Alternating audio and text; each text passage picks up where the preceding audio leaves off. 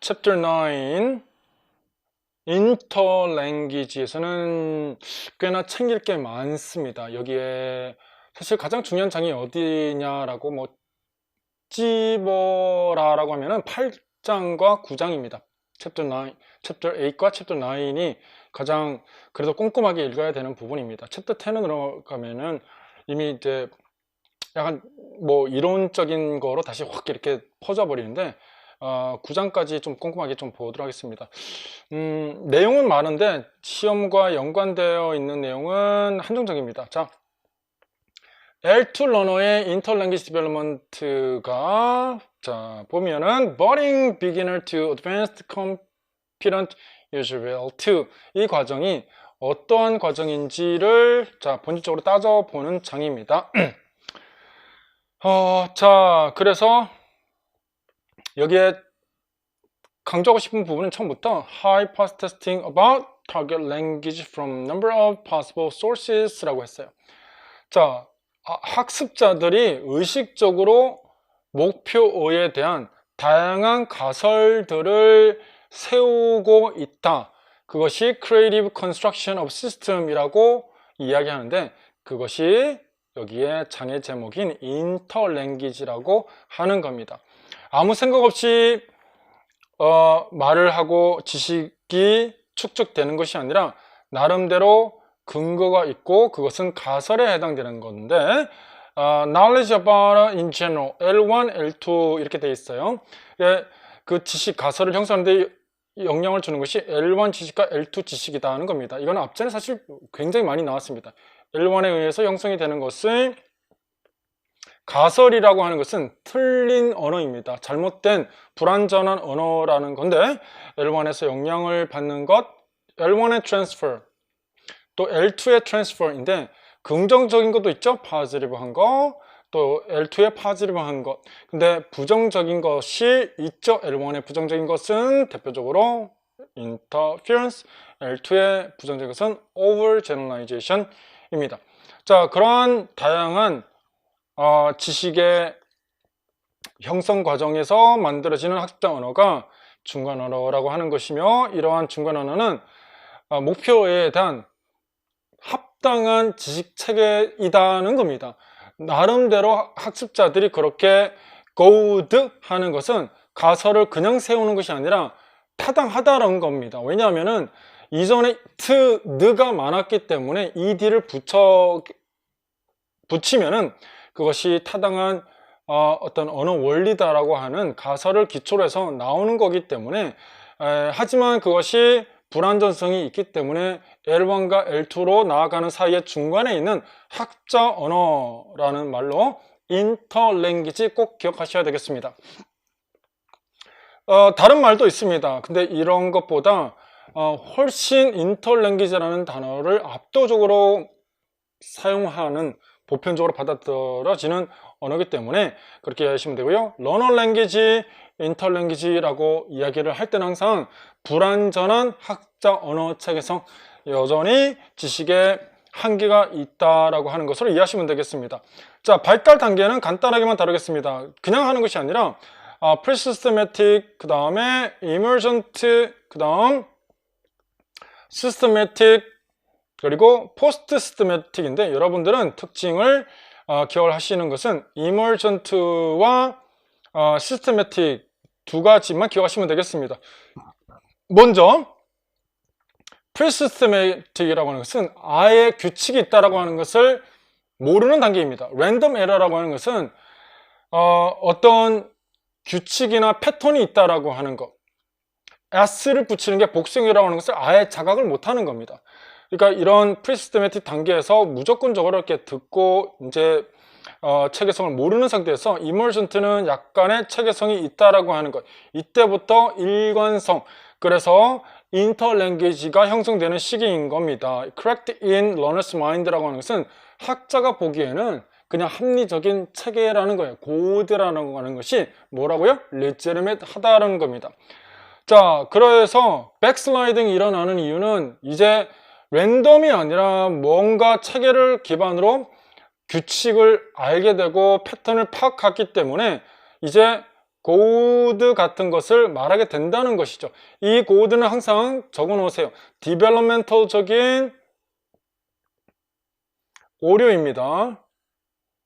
아시겠죠? 이전에 축적됐던 지식이 있기 때문에 다시 퇴보하는 거죠. 여기에 지금 아무런 지식이 없을 때는 went라고 했다가 시간이 가게 되면은 go'라는 것은 이거는 발달 단계에서 일어나는 그런 오류인 겁니다. 이것은 overgeneralization의 결과이고요. 이것이 이 과정이 backsliding이다 라고 이제 이야기를 하는 겁니다. 여기 이렇게 되는 것이 나중에 다시 가면은 자, went라고 정확하게 별도로 인지 구조의 예외 규정이라고 하는 것을 따로 담아서 정보 처리하는 이제 정확한 지식이 형성이 되죠. 네, 그런 과정이 이렇게 시간이 가고 정확도에 있어서 이런 것이 U-shaped learning이다. 이렇게 이해하시면 되겠습니다. 여기에 지금 이 둘의 그 차이점을 보게 되면은 틀려도 이렇게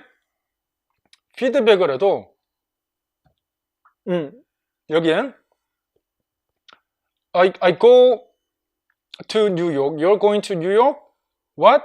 이렇게 했을 때 We will go to New York. 이렇게 하면서 말을 하는 데 있어서 피드백을 주어도 리페어가 되지 않습니다. 이 단계에서는. 시스테매틱 단계에서는 리페어가 되는데 이 단계에서는 리페어가 되지 않습니다. 자, 여러분 주목. 이 둘의 과정은 발달 단계의 차이점일 뿐입니다.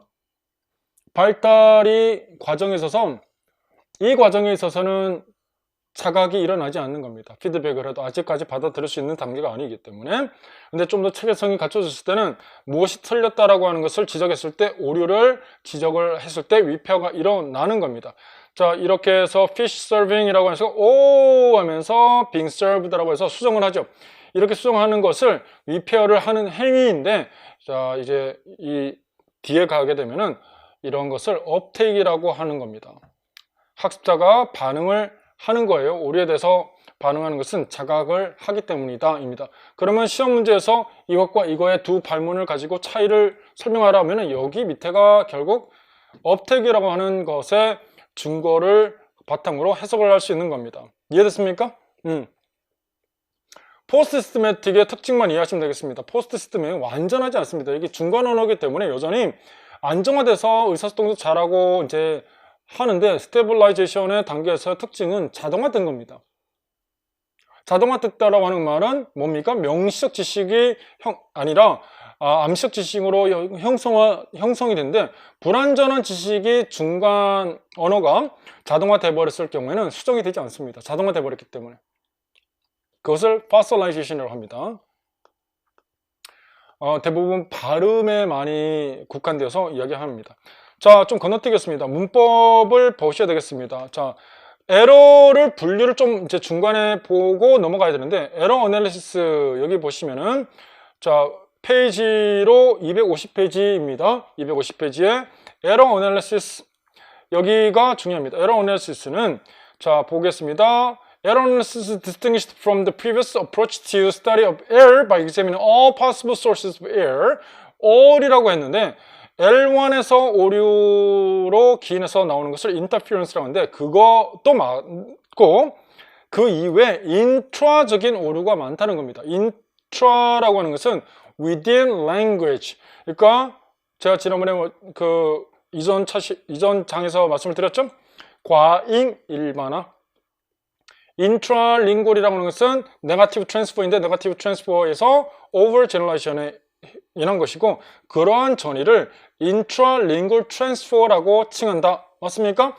인트라링골 트랜스퍼로 나타나는 오류를 인트라링골 에러라고 한다. 그 원인은 오버 제너레이션이다. 일반화인데 과잉 일반을 한다는 거죠. 이건 근데 중요하게 여기에 잊지 말아야 되는 것이 이런 모든 것들이 발달 단계에서 일어나는 오류이다입니다. 디벨로멘털적인 오류이다, 에러이다는 겁니다. 그러니까 여기서 이야기하는 것은 인터피런스가 아니다가 아니라 인터피런스도 맞고 그리고 인트라링골, 즉 오버 제너라이제이션에 의한 결과도 꽤나 많다입니다. 자, 그 다음, 여기에서, 그래서 오류에 있어서, 여기에 에러 애널리시스, 오류 분석에 있어서, 먼저, 오버트냐, 코버트냐 좀 구분하셔야 되겠습니다. 오버트는 딱 보면은 비문적인 겁니다. 엉글매글한 것을 오버트라고 합니다. 이 코버트가 구분을 하기 힘든데, 여기 예문을 보고 먼저 설명을 드리겠습니다. This man employed in factory, laboratory in the country, speaker가 Who are you? I'm fine, thank you. 문법적으로 틀린 건 없죠. 그런데 There's a lot of obstacles born with the troubles lying before me 이렇게 했는데 First utterance is unquestionably ungrammatical. 어디야? It happened to be uninterpretable, therefore an overture. The second change, 두 번째 여기 처음에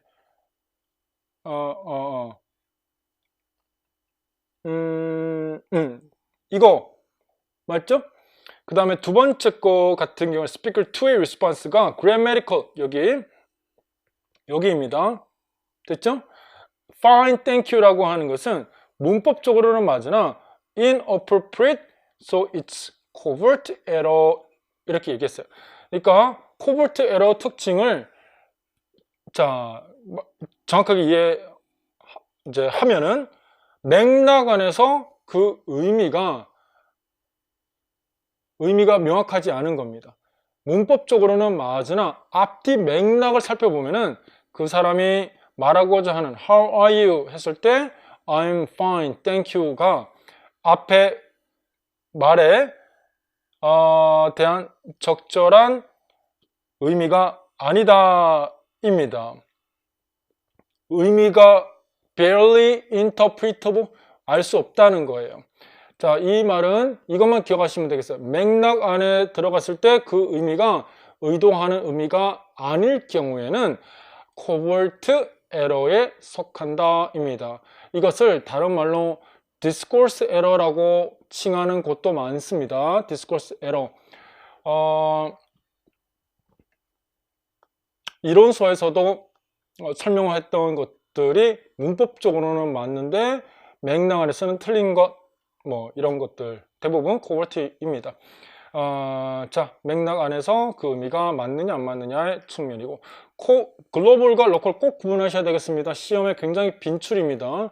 잘못 이해하시면 안 됩니다. 글로벌은 그 오류 때문에 커뮤니케이션 브레이크다운이 일어나는 것을 글로벌 에러라고 합니다. 다시 글로벌 에러는 그 오류로 인하여 커뮤니케이션의 브레이크다운의 직접적인 원인이 되는 것이 글로벌 에러라고 합니다. 무슨 말인지 못 알아듣는 거예요. 그 오류 때문에 더 이상 그 사람의 의중을 몰라서 커뮤니케이션의 브레이크다운이 바로 일어나게 되는 것이 글로벌 에러입니다.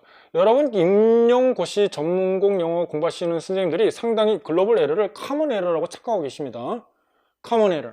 많은 사람들이 범하는 오류가 아니라 커뮤니케이션 브레이크다운에 일어나게끔 하는 직접적인 원인이 되는 오류를 글로벌 에러라고 합니다.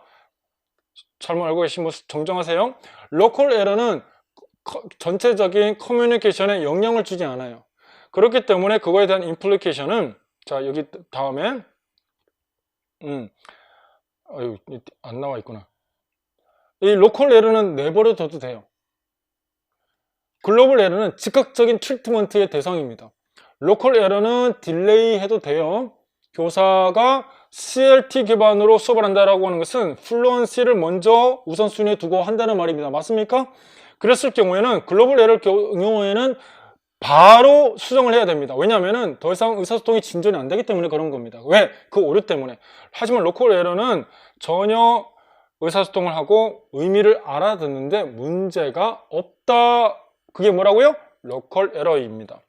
그 이외에 에러에는 첨가라든가 뭔가를 뺀다든가 대체한다든가 perpetuate 한다든가 이런 것들이 근데 이거는 굳이 막 하나하나 분석하고 알 필요는 없습니다. 그 예가 세부적으로 나와 있는데 오류가 일어나는 원인들이다 입니다. 그 다음에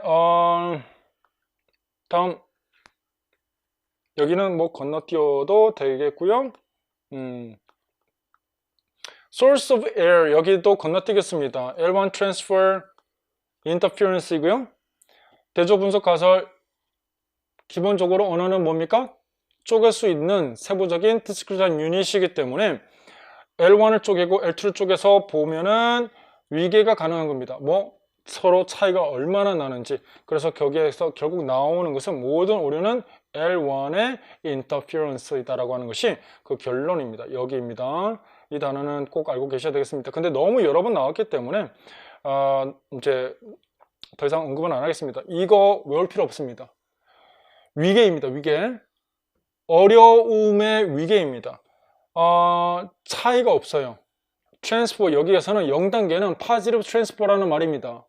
이 뒤로 갈수록 뭐예요? 차이가 점점점 심해진다. 뭐죠? 네거티브 트랜스포, 이런 것들은 적용입니다. 네거티브 트랜스포가 일어나는 상황이 많은 겁니다. 하나의 의미가 두 개의 형태로 쪼개지기 때문에 굉장히 차이가 많이 나죠. 오류가 가장 심하게 나타날 수 있는 단계가 2단계입니다. 이해됩니까? 근데 이렇게 심한 단계, 레벨 5가 가면은 L1과 L2의 차이가 굉장히 멀기 때문에 여기에 오류가 날 수 있다고 하는 것을 예측할 수 있죠. 그 오류는 전부 다 interference의 결과이다. 이렇게 보시면 되겠습니다. interference.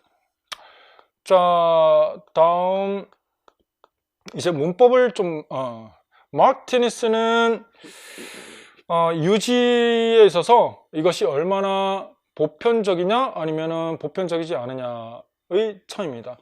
marked 된 것은 보편적이지 않은 겁니다. unmarked 된 것이 보다 보편적인 거라고 보시면 되겠습니다. 여기에서는 뭐 어와 on이 있으면은 어가 unmarked이고 on은 marked 된 겁니다. 좀 더 보편적인 거, 보편적이지 않은 것, 이렇게 참고로 알고 계시면 되겠습니다. 근데 제가 이렇게 빨리 넘어가는 이유는 그냥 조금 더 상위 개념이기 때문에, 어드밴스 개념이기 때문에 그러합니다. 여기에 근데 이런 거는 좀 봐둘만 하죠. 발음에 있어서도 조금 더 어렵고 힘든 발음에 해당되는 것들을 전부 다 markedness가 있다, 이렇게 표현할 수 있습니다. 자, degree of markedness, 이 부분은 대부분 유지 안에서 이제 해석이 될 수 있는 것들, 통사적인 거라든가 이런 것들이 어느 정도 쉬우냐 어려우냐 정도의 차이점을 따지는 겁니다. 넘어갑니다. 자, intralingual 여러 번 반복됐네요. inter는 interference의 결과, intralingual은 overgeneralization입니다. overgeneralization의 여러 사례들 쭉 이렇게 제시했습니다. 좋은 예문이네요. 쭉 보면서 이것이 왜 overgeneralization에 대한 예시인지 쭉 보시면서 한 번씩 그냥 의미 부여만 해두면 됩니다. 그냥 과잉 일반화입니다. 여기에 induced error 하나 챙겨둘게요. induced error는 자, faulty hypothesis인데 학습 상황에서 잘못 배운 겁니다. false concept, 오개념이에요. 오개념에서 언어를 잘못 사용하는 거, 지금 오류 분석하고 있는 겁니다. 오류 분석에 있어서 지금 머리에 주목, 첫 번째는 L1의 interference 하나, 두 번째는 뭡니까? overgeneralization 두 개, 세 번째가 induced error입니다. 이것이 오류 분석에서 분석하는 오류의 원인들입니다. 교과서나 뭐 선생님이 misleading information, 잘못 설명을 했을 경우에 학습자가 그 단어의 의미를 잘못 알고 있거나 오개념을 갖고 있는 것, 이것은 자신의 잘못이 아니죠. 자, 그래서 이제 오류가 나타나는 것이고요. 여기에 또 하나 오류의 원인인 communication strategy가 오류의 원인입니다. 자, strategic technique, strategy of communication 이라고 되어 있는데 여기에 이것이 source이다, 오류의 source이다. 모든 communication strategy 하나의 예로 앞선에 있었던 word coinage 뭡니까? 새로운 단어를 만드는 것이죠.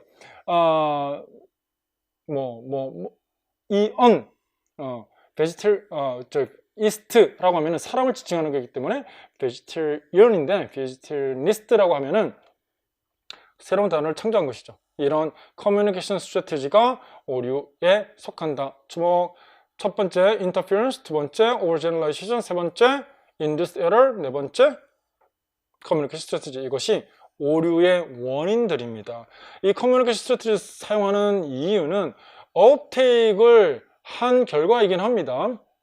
내가 오류를 범했다라는 것을 알기 때문에 반응을 해서 어떻게 해서건 의사소통을 유지하기 위한 그 수단으로 한 거긴 한데, 언어 지식이 없기 때문에 이렇게 오류가 나오는 겁니다. 업테이크의 형태라고 보면 됩니다. 자, 인풋과 frequency, 인테이크과 중간 언어를 설명하는 데 있어서 학습의 과정에서 얼마나 인테이크 하느냐라고 하는 것은 의식적으로 의미 부여를 했느냐입니다. 얼마나 어떤 작업 기억에 있어서 언어에 대한 한 요소를 perceive 했느냐, 이 말은 의식적으로 attend를 했느냐 하지 않았느냐, attend 했느냐, 이것은 consciousness적인 정보 처리를 한 겁니다. 그래서 intake은 의식적으로 자각한 것,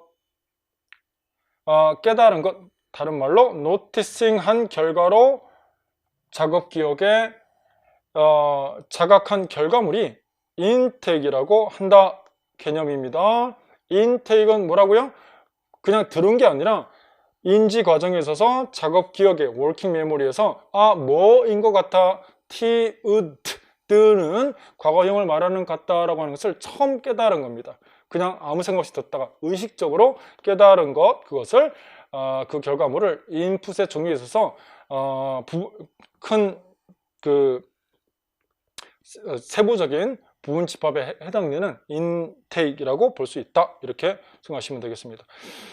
자, 셀런시 이제 보면은 여기부터 이제 문법으로 슬슬 넘어가는데, 뭔가 좀 두드러지게 여러 번 반복하면 언어학습에 도움이 되는가라고 하는 질문을 던지는데, 결국 이제 여기에서는 의식적인 학습의 필요성을 이야기하는 겁니다.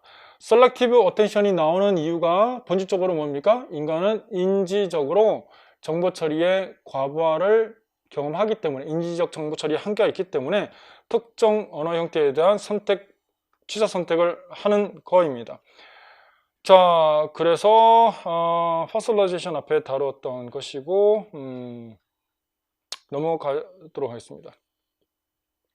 그래서 의식적인 학습에 있어서 이 두 가지를 분류를 할 수 있는데, 셀런시, 그러니까 학습자들이 언어 사용이 어떠하다라고 하는 것을 알려주는 모든 형태, 원어민 그리고 교사가 제공하는 학습자들의 랭귀지 L2 랭귀지 퍼포먼스에 대한 정보 제공을 우리는 피드백이라고 합니다.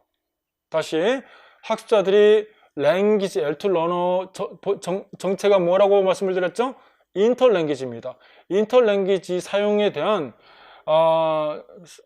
어느 정도로 잘하고 있는지, 그들의 퍼포먼스에 대해서 알려주는 정보를 피드백이라고 합니다. 우리는 피드백을 상당히 많이 하고 있습니다. 여러분이 TV 시청을 하고 난 다음에 시청 소감을 알리는 거 뭡니까?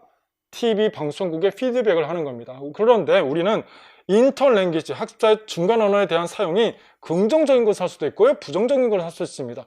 부정적인 것을 커그니티브적인 네거티브 피드백이라고 합니다. 어펙티브적인 거에서 파지티브 네거티브가 있고, 파지티브 네거티브인데, 우리는 여기에 정의적인 거는 고민하지 않습니다. 정의적인 것은 그 사람의 메시지에 얼마나 관심이 있는지를 보여주는 거입니다. 정의적으로. 인지적인 것으로, 긍정적인 것은 잘 알아듣겠다는 피드백입니다. 근데 이거는 거의 하지 않습니다. 자, 이게 필요한데, 이것이 필요한 이유가 퍼스널라이제이션을 막을 수 있기 때문에 그렇습니다. 네거티브 피드백이 없으면은 커그니티브 네거티브적인 네거티브 피드백이 없으면은 중간 언어 지식에 대한 지식이 정확한지 정확하지 않은지 알 길이 뭐라고요? 없다입니다. 어떤 것을 하건, 여러분 피아노를 어릴 적에 배우신 분들 많으시죠? 손가락과 자세가 내가 혼자 하다 보면 자세가 이상하게 비뚤어져 있지 않나요? 그런 거, 골프를 쳐도 자세 지적 엄청 많이 받습니다. 뭐 수영을 할 때도 이렇게 자세 교정을 나는 모르는데 근데 상대방이 어떠어떠합니다 라고 하면은 그것을 먼저 뭐예요? 자각을 해야 되죠. 이 과정은 의식적으로 중간 언어에 문제점이 있다라고 하는 것을 자각해주게 하는 학습에 필요한 어떤 학습적 요소입니다. Noticing the gap을 만들어내는 겁니다. 중간 언어에 문제점이 뭐가 있다라는 것을 Noticing the gap을 하게끔 해주는 게 커그니티브적인 네거티브 피드백입니다. Noticing the gap이 어렵지 않습니다. 내가 그냥 막 수영했어. 막 자전거 탔어. 막 자전거 탔는데 너무 박자가 안 맞는 거야. 막 이상하고 저러면 사고 날 것 같은 거야. 옆에 아빠가 보고 있다가 너 자전거 탈 때 브레이크를 먼저 손을 잡고 있어 라고 얘기 한마디 해주는 거, 이런 것들이 내가 뭔가 알고 있는 것과 틀리다라고 하는 것을 깨닫게 해주는 단서가 되는 거죠. 그런 것들이 전부 다 네거티브 피드백입니다. 자, 여기에 이 그림은 아주 추상적이고 복잡한데 그냥 이게 무조건적으로 뭐 노란불이나 빨간불이 이렇게 하게 되면 계속 중간 언어 지식이 형성이 되기 때문에 틀렸어 라고 하는 것을 알려주는 빨간불이 필요하다는 겁니다. 빨간불은 네거티브 피드백이 necessary, 필요하다, 이런 관점으로 보시면 되겠습니다. 자, 그리고 그래서 피드백의 종류와 학습자들의 반응을 봐야 되는데 여기는 뭐 잠깐만 언급을 할게요. 교사가 오류를 들었을 때 여기 269페이지 무시하거나 바로 하거나 나중에 하거나 인데 이 두 가지를 먼저 좀 보겠습니다. 바로 해야 되는 것은 글로벌 에러이기 때문에, 나중에 해도 되는 것은 로컬 에러이기 때문에 이 차이입니다. 자, 다른 아이들이 고치게끔 해주겠다라고 하는 것은 self repair가 아니라 peer repair라고 합니다. 이것까지 조금 알고 넘어가셔야 되겠습니다. 자, test for effectiveness of treatment. 자, 이것은 뭐 넘어가셔도 좋겠고요. simply indicating the fact that error occurred 라고 하는 거, 오류가 그냥 발생했다라고 하는 것을 알려주는 정도, 이것이 가장 대표적인 것은 메타링귀스틱 피드백의 형태입니다. 그냥 오류가 일어났다라고 하는 거. Remember the third person singular rule 라고 하는 것, 이 정도만 얘기를 해줌으로써 이제 오류가 범해졌다는 거, 그러니까 뭡니까? 스스로 여전히 self repair를 하도록 유도를 하고 있죠. 메타링귀스틱, 무엇이 틀렸다라고 하는 것을 알려주기만 함으로써요. 여기 indicating type of error occur, 이게 죄송합니다. 이게 그 메타링귀스틱의 어떤 형태라고 보시면 되겠고요. simply indicating the fact that error occurred 같은 경우에는 뭐 많을 수 있는데 그냥 뭐 이런 것도 해당되겠고요. 아니면은 이제 그 틀린 부분을 강조를 하는 repetition 같은 것도 거기에 해당되겠습니다. 모델링 하는 것은 request라고 하는 것이 가장 대표적인 겁니다. 여기 form focus instruction으로 이제 넘어가게 되면은 언어에 대한 정확성, meaning보다는 정확성을 촉진하기 위한 여러 가지 방법에서 의식 상승이라고 하는 겁니다. 이 두 단어의 구분을 많이 설명해 놨는데 사실 학자마다 기다 아니다 이 찬반이 굉장히 많습니다. 이 둘을 사실 구분을 하긴 합니다. 근데 시험에서 이거를 구분하게끔 하는 것들은 나오지 않으니까 시험에 준비하는 차원에서 너무 소진하지 않습니다. 에너지를. 아시겠죠? 베이가하다라고 해서 여러 가지 의미를 좀 명확하게 하려고 하는 노력이 있긴 합니다. 그러니까 뭐 멍 때리고 있는데 의식이 어디까지냐, 자고 있는 것도 의식이 있다, 이렇게 과학적으로 뇌과학적으로 이렇게 다 이제 이렇게 판단이 됐죠. 자, 그래서 의식이냐 어텐션이냐 등등인데 이 4번을 좀 말씀을 꼭 알고 가셔야 되겠습니다. 이것은 implicit과 explicit dichotomy에서 form focus instruction의 implicit다 이렇게 해버리면은 이제 여러분들이 헷갈리기 시작하는 부분입니다. 이거는 조금 나아간 건데 FOF 둘 다 끝에 명사가 이렇게 돼 있으면은 문법 수업이 필요해입니다. 설명 잘 들으세요. 이거 혼자 하면은 막 이상한 데다 갖다 붙이는데 여기에 implicit의 의미가 incidental이다라고 하는 거예요. 그러니까 교사가 학습 목표적으로, 잘 들으세요, 의도성이 없었다는 거예요. 이것은 롱의 정의와 똑같이 맞아떨어지는 겁니다. 천천히 제가 이야기해 볼 테니까 들어보세요. Students' attention to form is raised while their overall attention is on meaning 이라고 하는 거랑 딱 맞아떨어지는 겁니다. 그러니까 우연하게 대화하다가 의도치 않게 틀리는 부분이 반드시 있겠죠.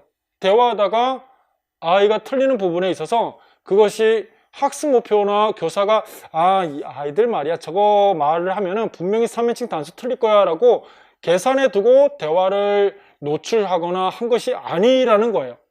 우연하게 하다가 인시덴탈하게 의식 상승을 불러일으키는 것은 의미 기반의 커뮤니케이션을 중심으로 하다가 우연하게 언어 형태에 대한 의식 상승을 시키는 것, 이것이 implicit 형태이며 non-focal attention이라는 겁니다. 그러니까 의도성이 없다는 거예요.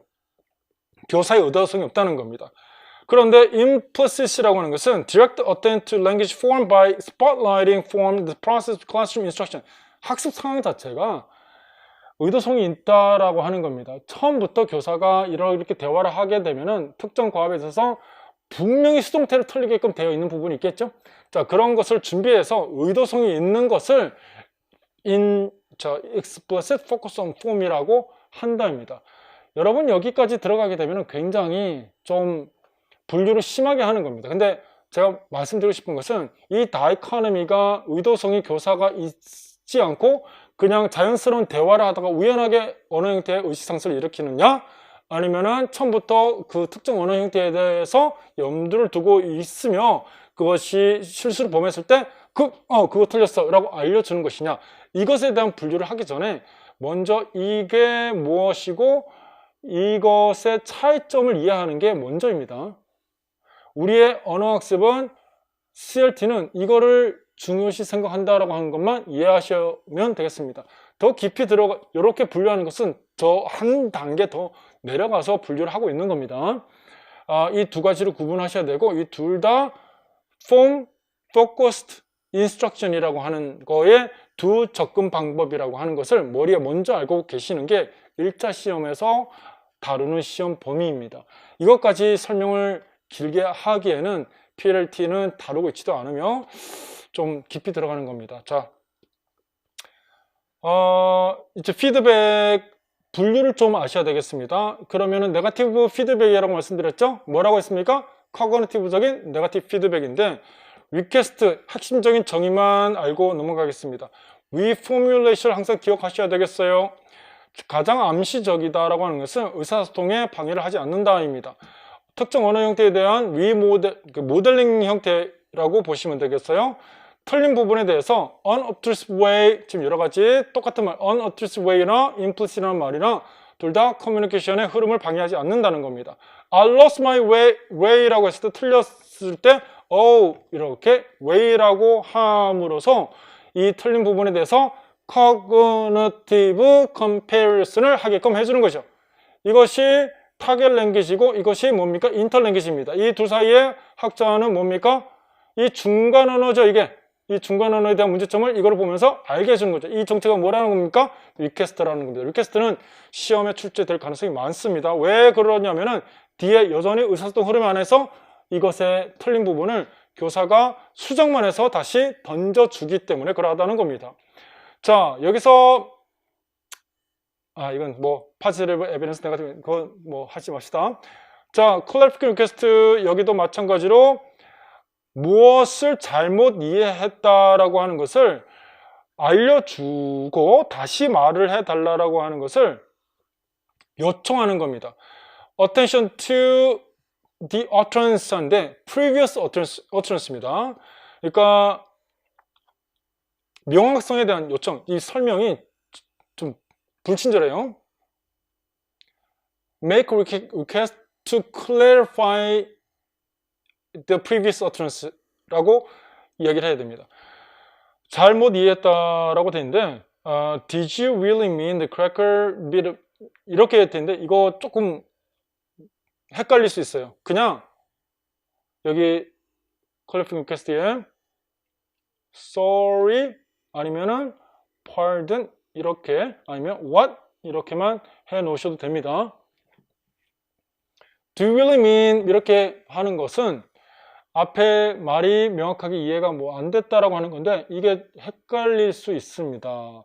컨퍼런스 책이나 이런 거로 헷갈릴 수 있습니다. 여기에는 이런 것들 이전의 발화가 명확하지 않으니 다시 명확하게 해달라고 하는 요청으로 이해하시면 되겠습니다. 메타링귀스틱은 핵심은 정보입니다. 메타랭귀지 뭡니까? 메타랭귀지 언어를 설명하는 언어입니다. 터미널로지 명사, 동사, 수동태 이런 등등 이런 것들에 대한 틀린 부분이 무엇이라고 하는 것을 알려주는 건데 항상 이런 것이 있어요. 항상 이런 것이 있습니다. 이것에 대해서 기억나? 하면서 무엇이 틀린 부분이 어느 지점인지에 대한 정보를 주는 겁니다. 일러스트레이션은 여러 가지 형태가 있는데 핵심은 아이들에게 스스로 틀린 것을 수정하도록 유도하는 겁니다. 일러스트레이트 말 자체가 유도하다인데 질문을 할 수도 있고요. 아니면은 틀린 부분 전까지 말을 하고 난 다음에 스스로 수정하게끔 한다입니다. 여기에 일러스트레이션과 explicit correction을 두 개를 비교해서 보게 되면은 explicit correction은 교사가 답을 말해줍니다. 일러스트레이션은 교사가 말을 해주지 않습니다. it does 하면서 스스로 repair 하도록 뭐라고요? 스스로 self repair 하도록 기회를 주는 것이 이제 illustration인데 질문을 하거나 it is 하면서 틀린 부분 전까지 말을 하고 기다려 주고 있습니다. explicit correction은 바로 수정을 해줍니다. 12 years old를 have가 아니라 이거야 라고 해주는 겁니다. 알겠죠?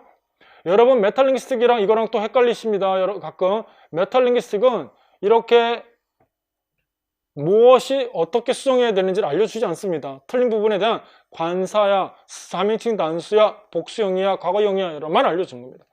repetition은 ill-formed에 대한 그러니까 오류를 반복을 해주는데 그런데 intonation을 바꾼다입니다. 여기 intonation이 바뀌었다입니다. 됐죠? 지금 이탈릭으로 돼 있잖아요. 여기에 맞아요? 이탈릭으로 바뀌어 있는데 여기 지금 이게 틀린 겁니다. 반복한다는데 여기 지금 반복이 아니라 고쳤죠? 이거 얘 잘못된 겁니다. 알겠죠? PLT 틀린 거는 틀린 겁니다. 원서도 틀립니다. 정의랑 이게 지금 얘랑 맞지 않아요. 미안하지만 뭐 그냥 틀린 건 틀린 거예요. 인토네이션을 바꾼다는 거는 이건 이탈릭으로 하거나 아니면은 대문자 캐피탈라이즈해서 have 이렇게 인토네이션을 해야 되는데 딱 원래 틀린 when I was라고 이렇게 제대로 수정을 해버렸어요. 이렇게 하면 안 됩니다. repetition은 self-repair 할 수 있도록 기회를 주어서 무엇이 틀렸다라고 하는 것을 알려주는 것에서 거쳐야 됩니다. 어떻게? 인토네이션을 강조함으로써. 됐죠? 스스로 의식, 이 모든 것들이 의식상승이라고 하는 거예요. 음성이 올라가니까 왜 저러지? 의심스럽겠죠? 자, 마지막 response uptake까지 보겠습니다. uptake은 학습자들이 피드백에 대한 반응으로 uptake과 repair와 repetition이 있다라고 학문적으로 세 가지 분류를 한 겁니다. uptake은 알아차리다입니다. 의도에 맞는 피드백을 알아차리다라고 보시면 되겠습니다. 피드백은 자, 티처의 피드백에 reaction 돼 있는데 in some way to the teacher's intention 가장 중요한 말은 의도에 맞는 반응입니다. 그것을 uptake이라고 하는 겁니다. 이 uptake은 자각이라고 하는 과정의 결과물이라고 보셔도 무방합니다. 아시겠습니까? 자, 여기에 이렇게 이야기를 했을 때 sorry, I read, share 이렇게 이야기를 한 것은 이전에 발문이 틀렸다라고 하는 것을 자각한 결과 반응을 했다입니다. 업테이크가 일어났다라고 보는 겁니다. 잠깐 주목. 이 업테이크에서 successful이냐 unsuccessful이냐 가지고 많이 고민을 하시는데 업테이크는 그냥 number of manifestation 여러 가지 형태가 많다라고 여기 원서에서도 이야기를 하고 있어요. 그래서 learner uptake은 confirmed comprehension but produced still not repair. 이 말이랑 똑같은 거 아시겠죠? 틀린 게 뭐라는 걸 알았어. 근데 여전히 잘 안 되는 경우도 있어요. 그러니까 이런 대부분의 uptake은 내가 고치려고 한 결과가 modified output인 형태가 돼야 되는 겁니다. 시험에서 시험화 되려면은 아시겠죠? 왜? 자각을 했으니까 무슨 말인지는 그래 알았어. 틀린 거 알겠고 하는데 자꾸 하려면 틀리는 거예요. 그거는 업테이크에 포함한다입니다. 됐습니까? 헷갈리지 않도록 합니다. 간단합니다. 알아차렸고 의도가 뭔지 알고 그것을 고치려고 수정한 노력을 한다입니다. 왜? 내 중간 언어가 문제가 됐다는 것을 이제 깨달았기 때문에. 리페어는 셀프 리페어와 피어 리페어인데 수정하는 것 자체를 얘기하는 겁니다. 업테이크는 자각이라고 하는 것이고요. 리페어는 이제 그 것으로 내가 고치면은 셀프 리페어, 상대방이 고쳐주면은 피어 리페어입니다. 이 둘은 뭐랑 비교해서 이해하시면 되냐면은 교사의 explicit correction, 교사가 고쳐줄 수도 있겠죠.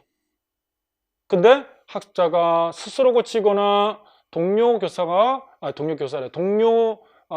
또래가 고쳐주는 것이 훨씬 정의적으로 안정감을 줄 수 있겠죠.